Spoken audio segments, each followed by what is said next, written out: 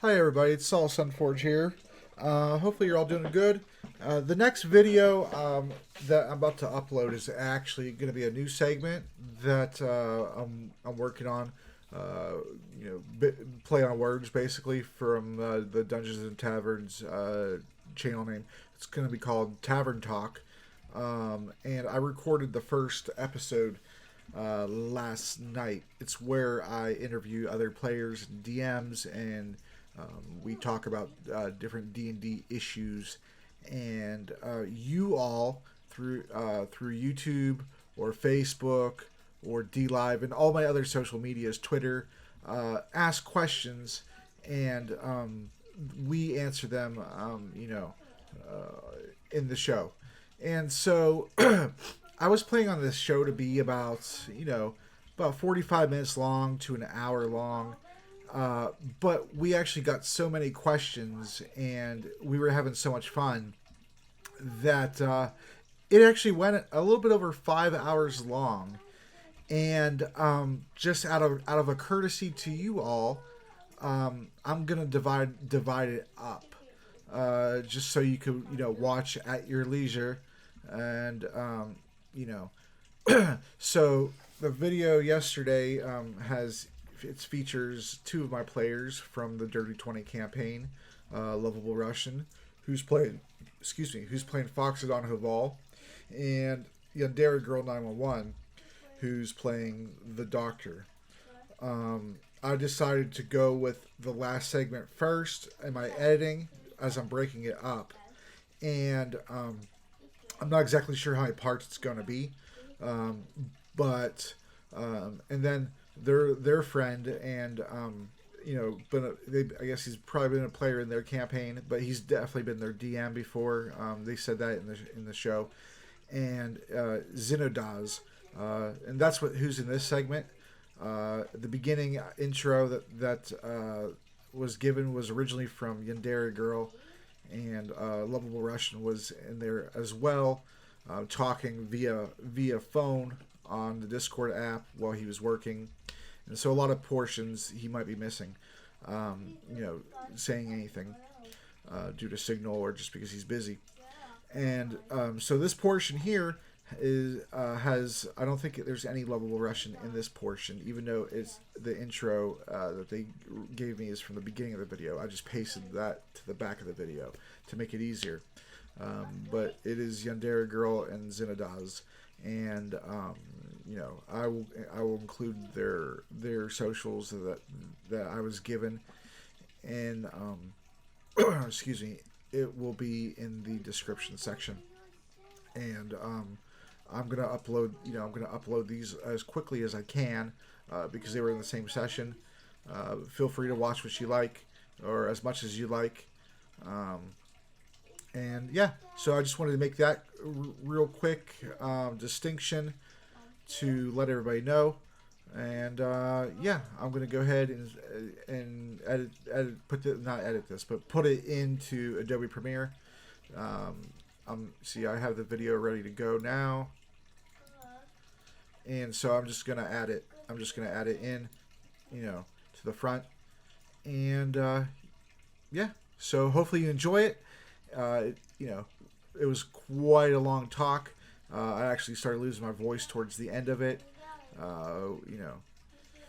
Yeah, but it's worth it. It's worth it to do these things for you guys, I think, and hopefully you enjoy it. Thanks for watching. Have a great day. I'll see you soon with another video. Hello, YouTube. This is Saul Sunforge, Dungeons and Taverns. Today we're starting up a new segment called Tavern Talk, where we're going to talk to players and DMs and get their unique perspectives that are different than my perspective on subjects that I have covered and subjects that I have not.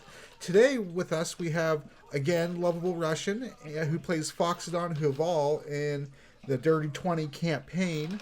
And we have Yandere Girl 911, who plays the Doctor in the same campaign and is Lovable Russian's wife. Hi, you two. How are you doing? Hello, YouTube, and all you YouTubians. Okay, so the first question. How do you give magic items from enemies who use them to the what? To the how do you give magic items who use them to the players? Like the meme?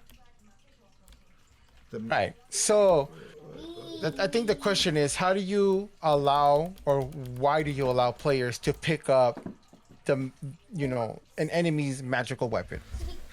Yeah, I think that's what I Easy. mean. They can pick it up and use it as is. But there's always going to be like a detriment. Like I never feel like in some instances, like in video games nowadays, where you pick up, the boss is using a laser cannon. It's so badass. It's killing you every other run. I'm not gonna do the thing where you pick it up and it's instantly nerfed. No, I'll usually have some sort of like detriment or something that prevents them from using it to its full capacity. But maybe they can use it once in a blue moon. Or maybe they have to meet very strict requirements. I know usually if I have a super powered weapon that they pick up early in the campaign, I won't have them use it until very late in the campaign for story reasons. Mm-hmm. And in this way, it's not like they're not one shotting the campaign. Okay. Yeah, I think I know what meme they're talking about. I think I see it on Facebook. When the enemy has a weapon, and it's like this big badass weapon, and then when you have the weapon, and it's like this little crappy weapon once you pick it up. I think Oh, that's kind of like when you get the big bad evil guy on your team after you unlock him as a player character. yeah, Yeah. something like that. Right. Okay. Yeah.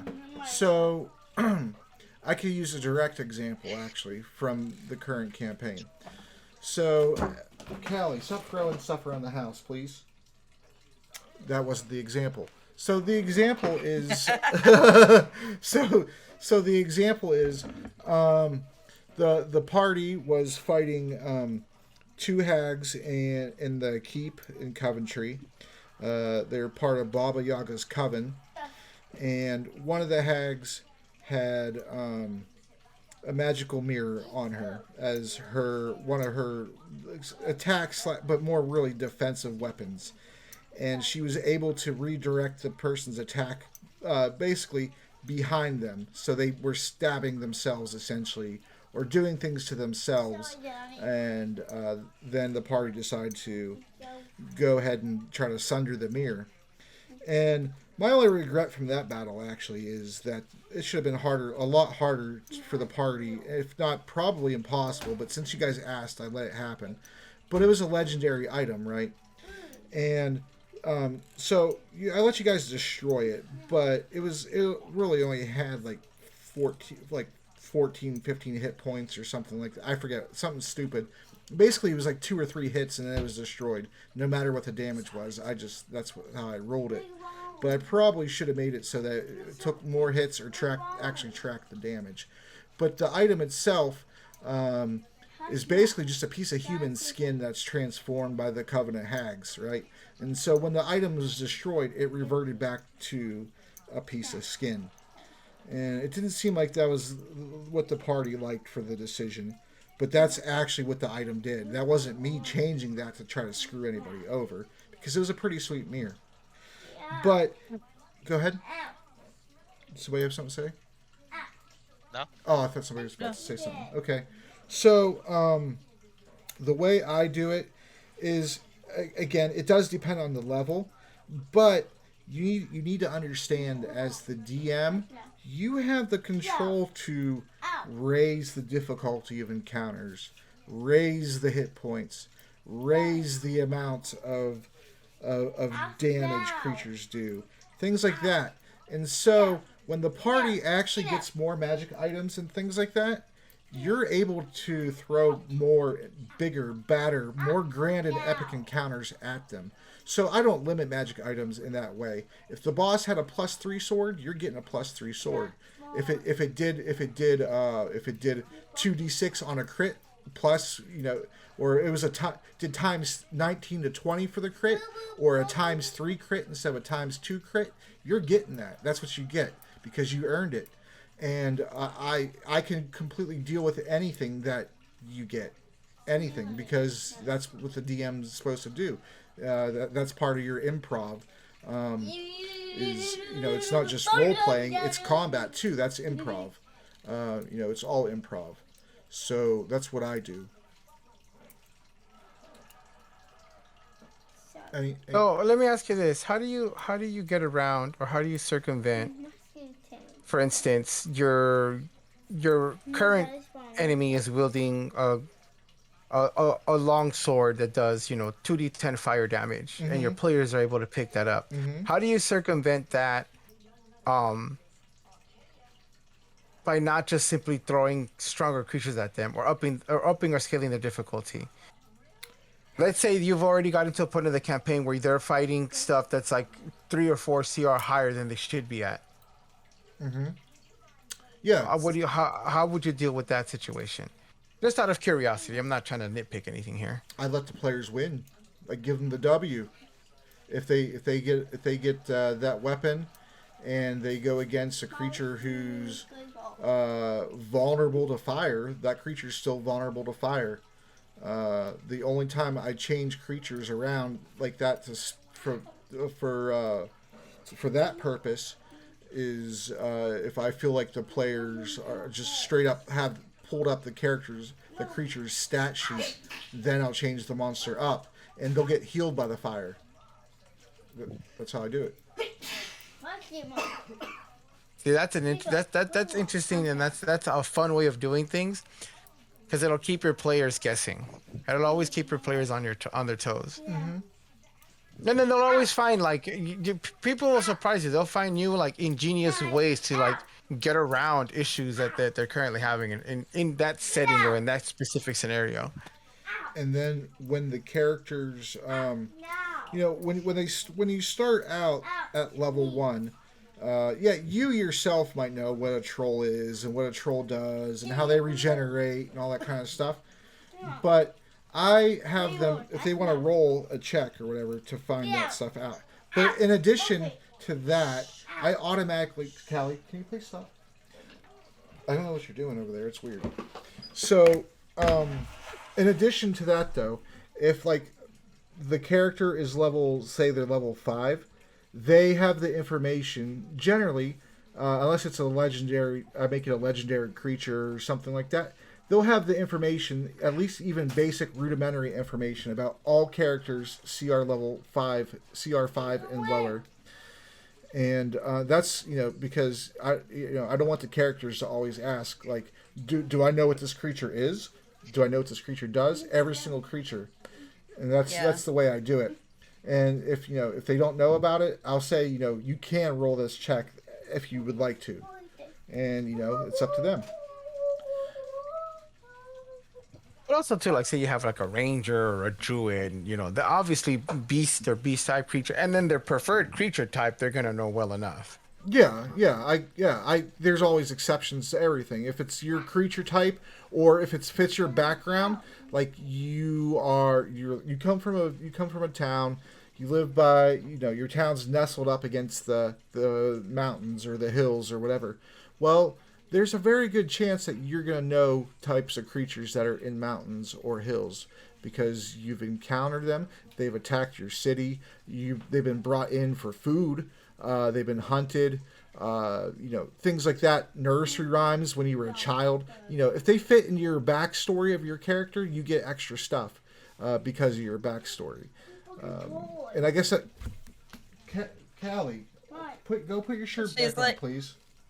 She's like, I'm the main character. I put your shirt on you for a purpose. I can't have you on YouTube showing off your body, kiddo. So it's a good thing we just saw her arms waggling around. Oh, good. Okay. Bits and pieces of her face and arms waggling around. So. All right. How old is your kid? She's 8. My 2-year-old is doing that right now. They're going through the whole... They get in the house and they're stripping naked down to the diaper, running in circles, and... Oh, Jesus Christ. He's a handful. Go handle your baby. Yeah. Oh, he's my mind's asleep right now. No. soul. He just had to take off and Yeah, I'm still here. no. Handle your baby. Yep. I'm just putting her shirt on off screen because she insists Yeah, on trying to get me yeah. in trouble. Yeah, trouble, Daddy. Yeah, trouble. Daddy. Thank you. Make sure you let YouTube know now. Like, it wasn't me that's doing this. It's you. It's all you. You have. Well, Kelly, he is the main character of your channel.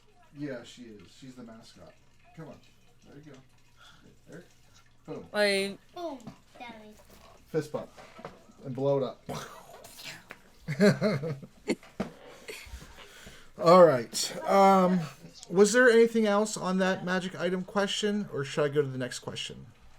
Because the next question's a pretty big one, and I know it's one that Sir Anthony is gonna love. All right, go to the next one. Okay. How do you do voices if you can't do voices? You get good. No, I'm kidding. I'm kidding. Actually, okay. You're right. You get good, but but from a very, very important dog. You have to be bad at something before you get kind of good at something. It doesn't matter if you're good or bad or whatnot. You have to go ahead and I'm gonna assume that these people that you're playing with generally are your friends. So make that stupid ass face. Make those, grouchy sounds. Go ahead and aerate your voice to try to be more seductive for a woman. Anything you can just to do it. Mm-hmm. You just do it. Right. You jump into the deep end, even though you know it's ice cold, right? And along the journey, you will have fun, and you will find the voices that you like the best that you do. Mm-hmm. Your voice is a muscle, and Yeah. like any and all muscles can be trained and can be improved over time. we'll get to that one in a minute. That one I learned because of singing in college. Your voice is an instrument, and like all instruments, it can be improved. Your skill with it can grow. Right. The thing is too is that for a lot of people, especially a lot of introverts that play Dungeons and Dragons, it can be very intimidating and can be very embarrassing for some of them. So you have two options, okay? You can continue to do it until you slowly get over it and you get better at it, and you will get over it and you will get better at it. Or you can take the cheap and easy option, go online and just download a voice changer. This You is can also do- an acceptable answer. You can do anything that you want, as long as you're engaging, as long as you ensure that everyone's having fun. I don't think anyone's gonna care to begin with whether or not you're doing a good job. The point is, you're sitting at a table. You're not there to put up a performance. You're not there to entertain. Everyone's just there to have a good time. Right. Right. It reminds me of Liz when we first were doing the Wraith campaign. Because I was still learning my Seamus Scottish voice, you were going right? into Russian. No, on top of that, right? Jaden thought I was legitimately Scottish because I would not come out of that voice because I was still trying it. I was, diving myself straight into it. Mm-hmm. And Yeah, then it because wasn't that's when you until a first couple- met Jaden, and Jaden Yeah. had no idea what your voice Yeah, sounded what it like. was. And he So- showed up late. He didn't hear you in the beginning, and then he just heard you like, there you are. And then it wasn't I don't even know if it was that first session or a session later that he finally actually got to hear my real voice, and he was like, wait, what? I thought he was legitimately Irish or Scottish or something. Nah, he's Filipino. Nah, man, I'm a fat Filipino from Southern California. Oh yeah, no. There's a dozen of like like voice mods. I mean, voice mod is one of them. I Yeah. mean, any microphone program usually comes with a voice changer. So, I would like to weigh in on this as well. Okay.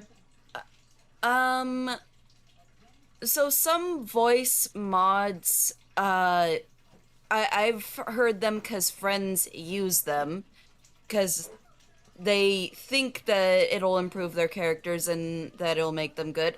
Some of them aren't as great, and some of them will give you like worser quality, and people will be like, "What? What did you say? What?"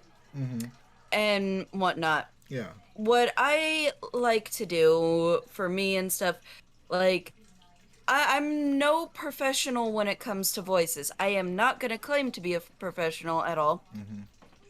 But what makes me, like, able to do voices and stuff is I will watch an in particular thing roughly around that voice. Like, if I'm preparing for, a English woman, a proper English speaking woman. I'll watch a lot of Doctor Who. I'll watch freaking Mary Poppins. I'll watch, all of the things with like English speaking accents. I'll watch like Narnia. And I will brush up on an English speaking accent. Now, will I get everything down? No, no, I won't. Because I don't know their culture. I don't know their slang. I don't know any of that. But it's okay because I'm with friends and they won't give a damn and whatnot. Like, Yeah. it's fine. But that's what I do with it is I brush up on whatever accent I'm going for.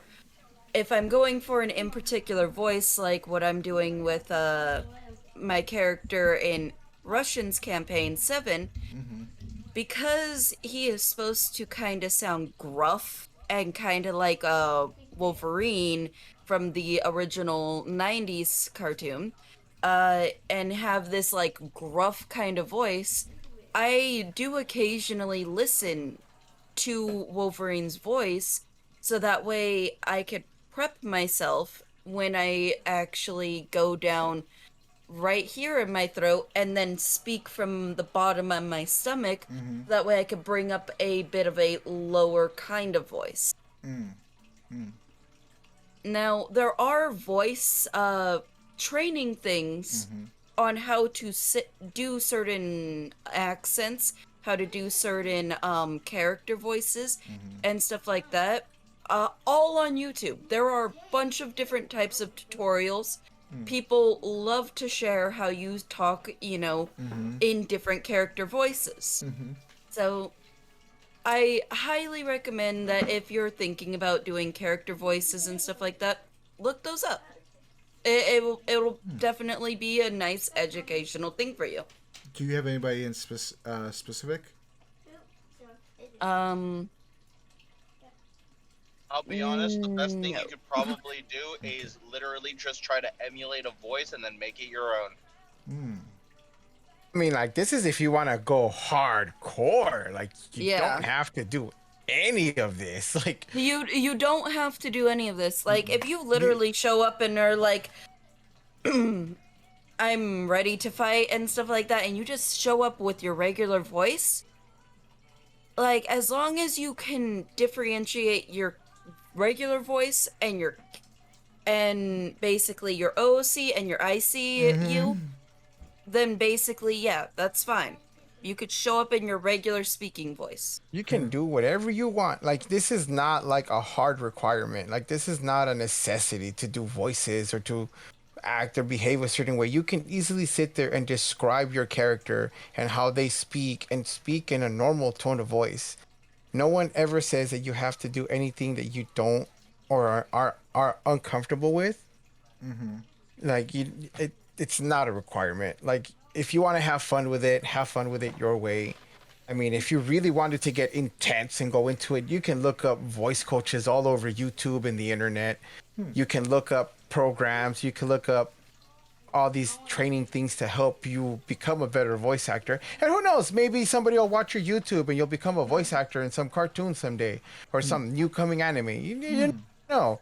But if you wanted to make a goofy, sounding voice for a goblin, or you wanted to sound like a gruff warrior, go for it. Even if it sounds weird, or your friends laugh for a second. Again, as long as you're having fun with it, there is no wrong way to do voice acting. No, there isn't. Unless you don't do it my way. You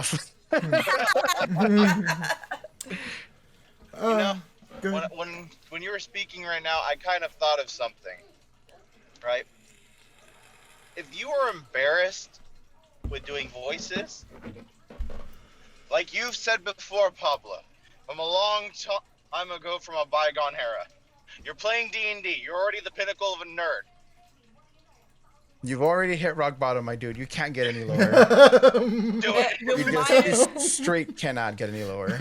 you might as well just do a voice. I mean, honestly, what I end up doing, and it's also by accident, is giving certain characters voices.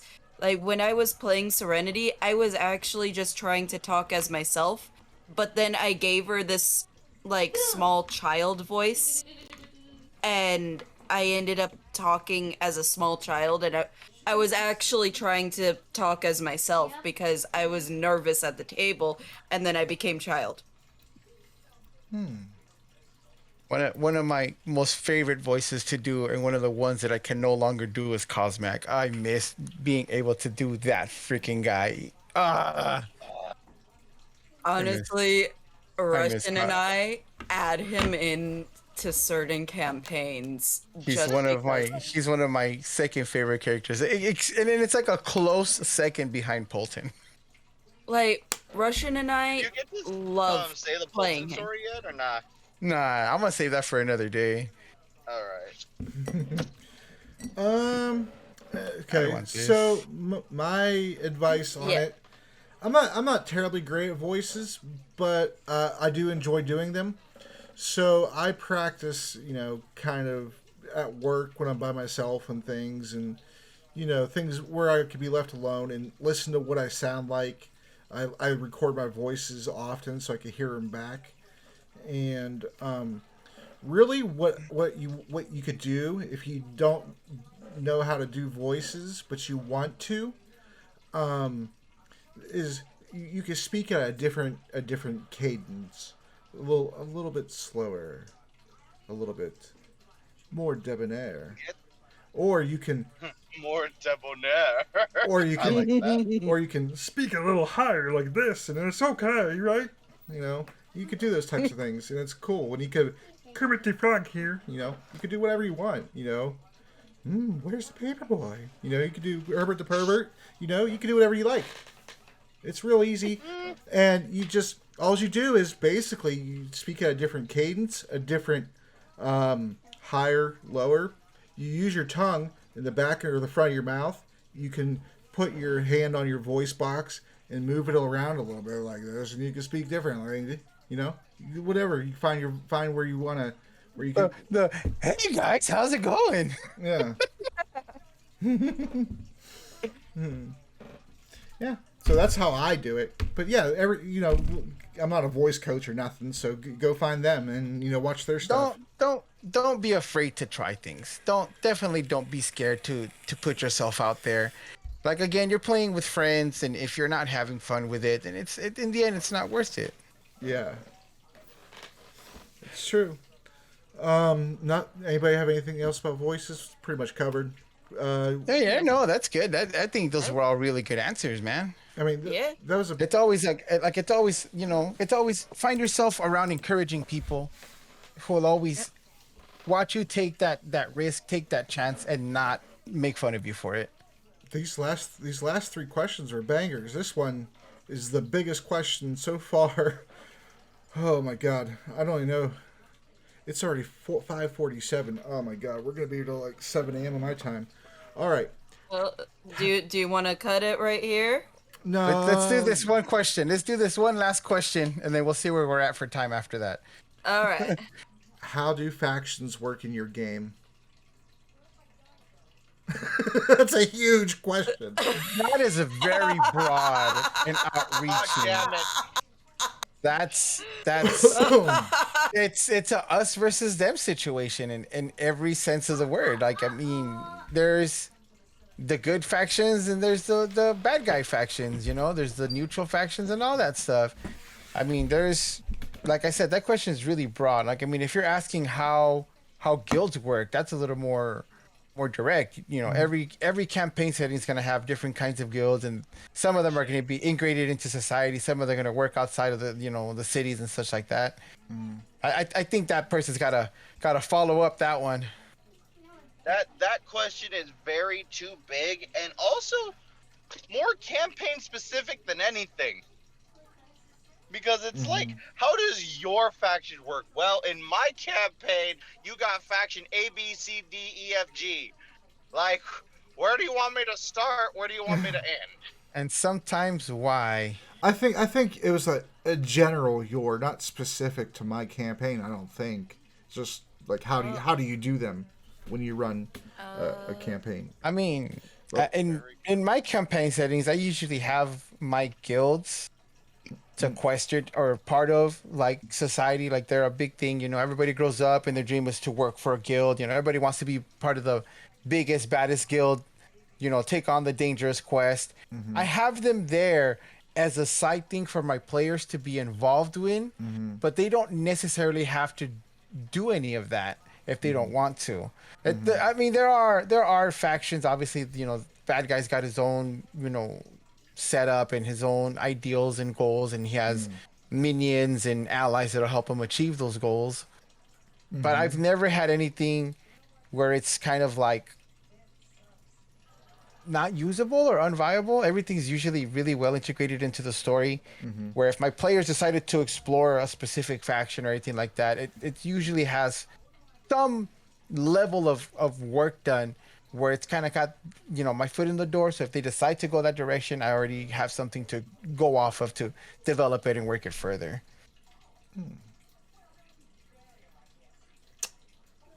Yandere, anything? So how I I guess this is a big like the how I guess do factions in my campaign is thank you for the lemons. Is I say thank you for the lemons. Yeah, We that make just, lemons. yeah. Thank you She for wants thank you for the lemons, and he called a day.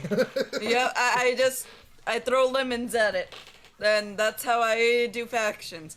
No, but basically, if there's certain types of races that are supposed to be with each other and stuff like that, and you know, these are like, I guess, genuinely the bad guy kind, like the orcs and stuff, then yeah, they're factioned off as the orcs, and they'll be, you know, the bad guys there and stuff.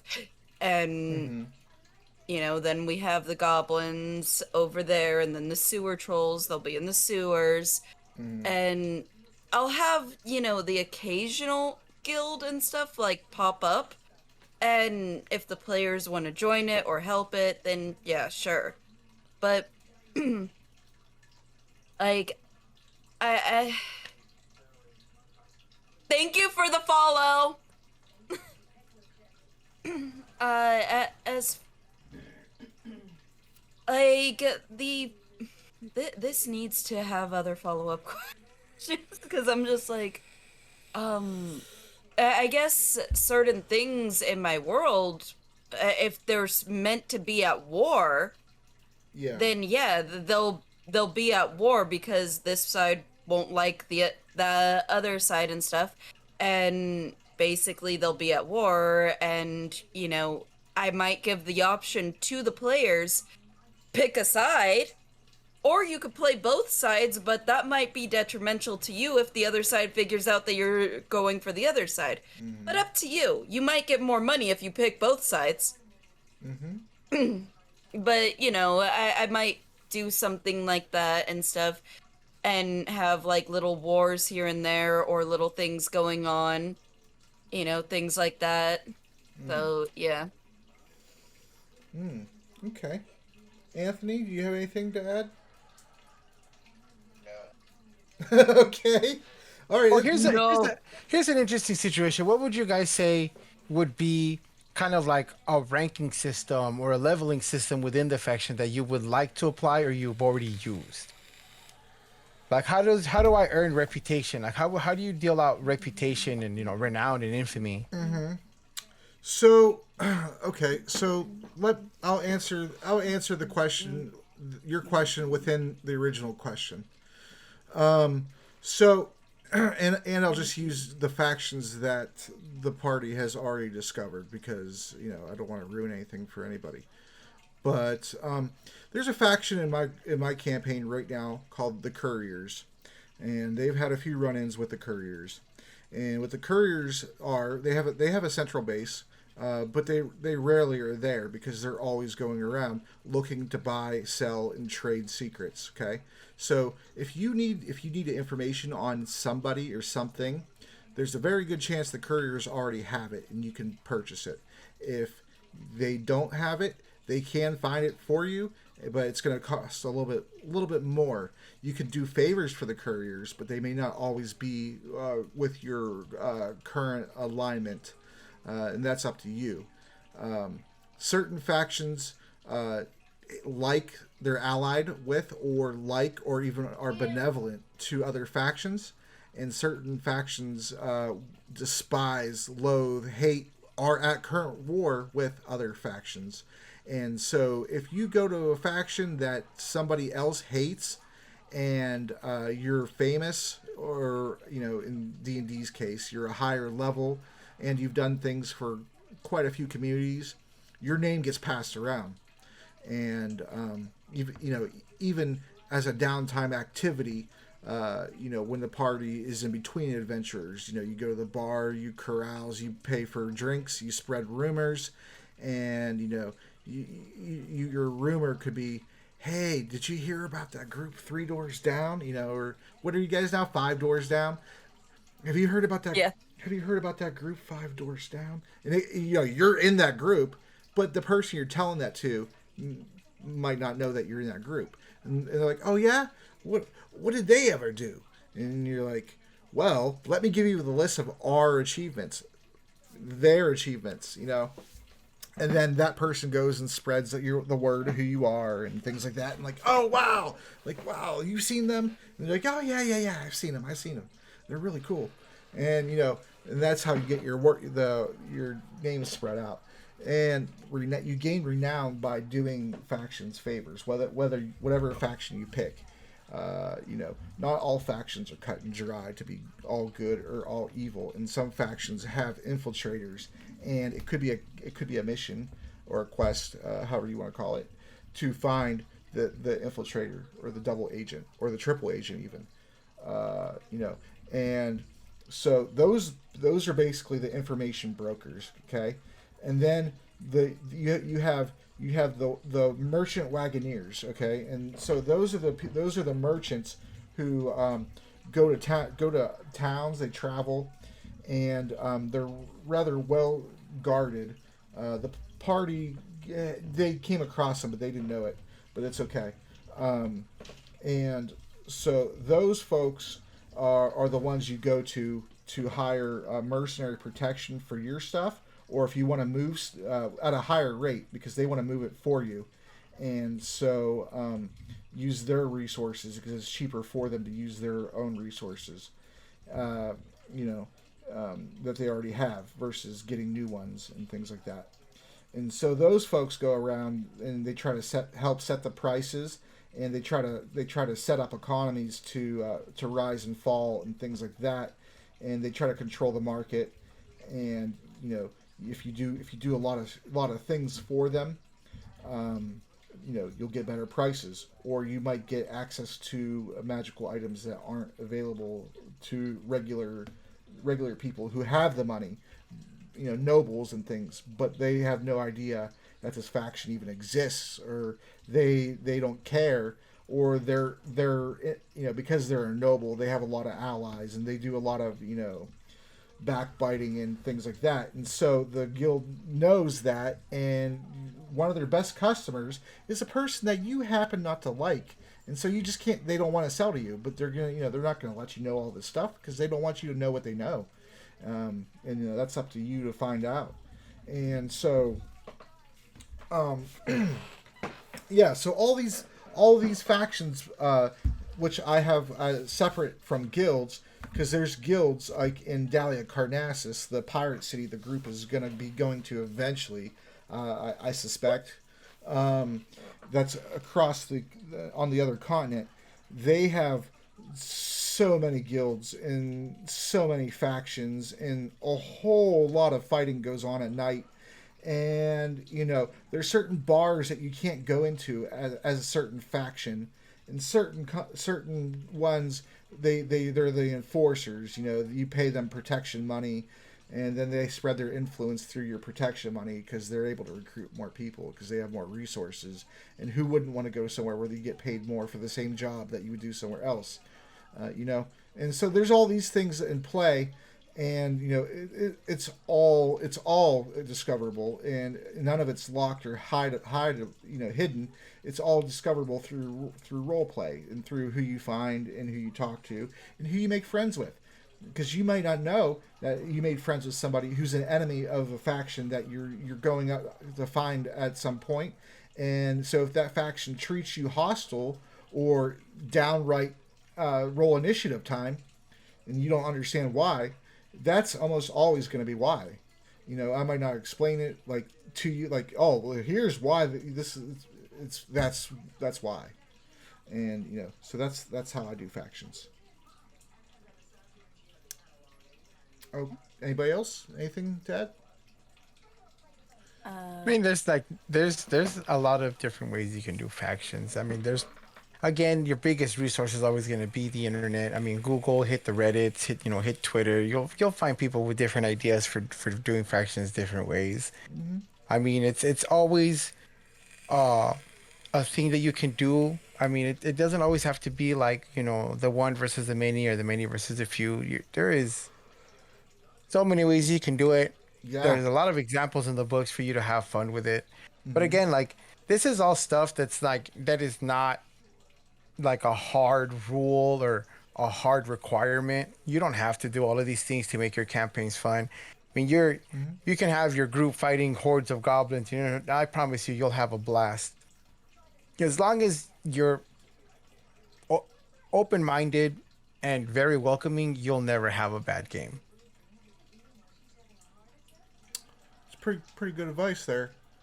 Okay, so now is the time for, if you'd like to, give out your social medias, your streams, all that kind of stuff, and I will physically type it in the About Me section or the description section, whatever it's called. Man, I'm just happy to be here. No, give out your actually tell everyone what you do, because you stream. I just sit around and play video games all day. I haven't streamed in like a week. My computer is in the shop. Yeah, but you stream. You stream, I have Pablo. not streamed for so long. That your camera is sitting there rotting. Shut up. You know what we should do, Liz? When he comes home and he goes to sleep, we should put loud alert sounds on his lemon donations and then stream him sleeping. I would sit around for that stream all day long. Sleeping stream. I remember when Twitch first went from Justin TV to Twitch. There were so many sleeping streams. I did not understand, because I was back then. I was like, wouldn't it be cool if there was a place where you could just play games and have people watch you and things like that. I had no fucking idea that was even already a thing, like at the infancy of it. And I found Twitch, and like then I found like most of the people on Twitch at that point were like sleeping streams, like a good deal of them were, and that and StarCraft. I guess people just want to watch people sleep. Well, Yeah, everyone wants to be creepy. I mean, it's a niche like it's a niche like the mukbang streams where you watch people eat food. It's just like that, Oh but yeah, yeah, a there was different. that mukbang phase. Yep. And now it's what ASMR phase. That one girl who No, dressed up like a horse and shit and was like, it's buck. hot tub streams, my dude. We're at hot tub Yeah. streams. Yeah, yeah. We're Time to get all of us No, need to do D&D actually, in a hot tub. we've hit the Kinda- VTuber phase. Everyone's got like little freaking anime girls for their webcam stuff. Oh yeah, the Well, VTubers. Cecil, What- you need to get an anime waifu now for your face and stuff, so that way people could just come over to your stream. I already told you, Bob the Beholder. Come on now, Bob the Beholder. Don't forget to make him very very anime like. I'm gonna try, man. Once the income tax return comes in, I'm going to Fiverr and I'm hitting it up like it's Walmart. Like I'll take this artist, I'll take that illustrator. Give me that editor over there. Is that buy one get one free today? Like, Excuse me, sir. I just hit the lotto. Give me one fully functioning stream, please. Yes, please. yeah. One But, fully I'll start dropping all the socials and stuff like that once I have my computer back and I'm active on it. I don't feel it would be right to start dropping my stream stuff and then like I'm not gonna be there. Well, this is going to get edited later, and they'll come over to you later. Like, drop your stuff now. Nah, so that it's way- cool. I'm good. Don't worry about it. It's not like I'm super hungry for it stressful. I just do it for fun anyway. Okay. It's His alright. name is Zeno Das. Follow him on D-Live. It's fine. My name it's is fine, Richard. it's My name is Richard Escalante, and I plead the fifth. fine. So I'm a lovable Russian. You can find me at Zeno Das. ZINO. All right, I'm about to play this one last game of TFT before bed, guys. All right. Yeah, we've been doing this for 5 hours now since we. All right, since I'll we catch you started. guys later. I I wouldn't am mind finally one and off work. All right, good night. Nay. See ya. I guess I'll drop my socials. Yeah, good. So I'm on Instagram, Twitter, DLive, and Twitch, and I'm all under Yandere Girl 911. Okay. So Okay. you could find me there, and I don't really keep up with the like social media stuff, but I stream quite often, so yeah. I might post a cute dog picture once or twice on the other ones. Okay. So And Go ahead. Go ahead. I am lovable Russian. Mm-hmm. You can find me on DLive, Twitter, Instagram, TikTok, Facebook, YouTube. Granted, the YouTube doesn't actually exist, but you know, all is welcome. And my streaming life has gone to the grave as work keeps me away for literally 12 to 14 hours a day. Yeah. So, one day when Moasis happens, I will remember you all. And I shall stream more consistently on a daily basis when the sun is actually up. That is lovable Russian. All right. I'll post those in the description section of the videos. And Yandere, I posted my link to the YouTube in your chat. I was going to ask you, but there was a lot It's of fine. talking, so I just did it. Yeah. So I haven't given out my Twitter yet, but I will. So it's just at Saul Sunforge. And I'm not giving out my Facebook just yet, but I will be soon. So if you're interested, look out for that. You can post your questions. Look for Daddy Sunforge. Oh, thank you. So yeah, you can shoot me a request on Twitter, and I will accept it. and you can send your questions for any future table talks, or excuse me, tavern talks, and my DMs, and I'll save them up and let you know when it's going to happen, and we'll get through them. You know, and then Sounds wonderful. once I get enough, It seems very popular for D Live and stuff. I've stayed a nice consistency of viewers, and people have been asking questions, so yeah, people enjoy this. yeah. If you enjoy it, we'll keep doing it. Yeah. You know, it may not be. And if you hate it, just tell us so that we can stop. If you hate it, then there's other channels. No, I don't think anybody will hate it. We gave pretty good information. I think we gave gold. It was no fluff, just fire. That's my motto. And I think it was pretty good, especially for the first one. You know, and so once we get like if once there's like a decent amount of questions, then I'll do another one. If you guys are available, feel free to join. Whenever we'll arrange that if you want, and we'll get it done. And then Yep. if you add questions on D Live, live, we'll answer those too. All right. Yep. So Sounds good. all right. So All right. Welcome to my life. Thank you for the follow. so welcome to her life, and I'm Saul Sunforge, Lovable Russian, and we're done. So All right. cool. Talk to you guys I'm later. sorry that you came here at the end of the stream.